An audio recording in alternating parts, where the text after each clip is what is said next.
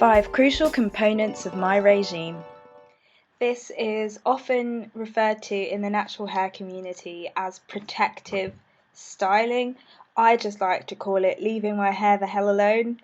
I put my hair in a bun or in some plaits and then in a bun or another very low maintenance style and leave it there until I've got the energy to deal with it. My hair's been in this bun for over a week. Doesn't look that bad, to be honest, and it will stay this way until I feel like doing something with it. So that's another thing. Put your hair in a style and leave it there. Don't touch your hair a lot, because what happens is that the manipulation contributes to breakage. So the less you manipulate your hair, the better. Okay, the third thing I'd like to mention is using a sulphate-free shampoo. Most shampoos on the market contain an ingredient known as sodium lauryl sulphate.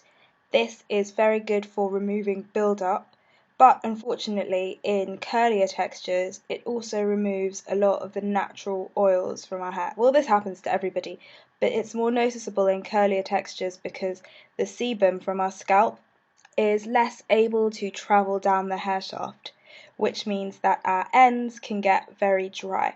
So using a shampoo that strips our hair of our oils just makes dryness even worse. Sulphate-free shampoos are gentler and they still get your hair clean, but your hair doesn't feel as stripped afterwards. So that's something I'd recommend. Using coconut oil has been said to reduce hygral fatigue, which is the phenomenon whereby our hair strands expand upon exposure to water because they absorb the water.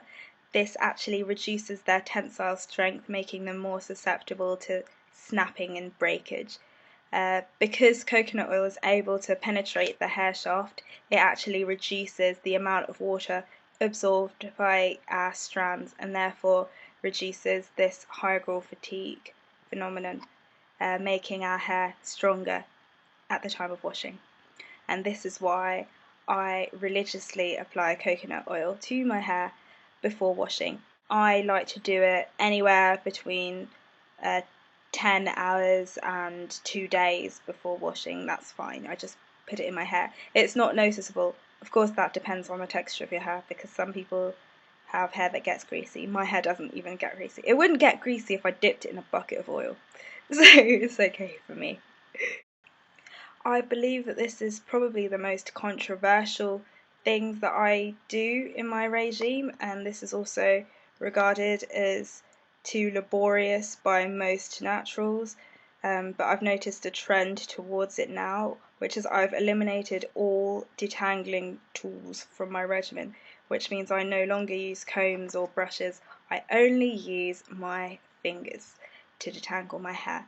Of course, you can see how I do that in the video above, in which I do my coconut oil pre-poo. Reducing the use of combs and brushes has been instrumental in my hair growth, because when you use your fingers you can feel where the knots are and you can separate your hair accordingly, and you don't put unnecessary pressure on your strands. So if you're up for it, I'd suggest doing it, but I do understand that for many people it seems a bit too tedious. So it depends on how much length you want to gain in a year or 2 years or 4. Thank you very much for watching. Please click the links on the screen for other videos and click like, comment and subscribe.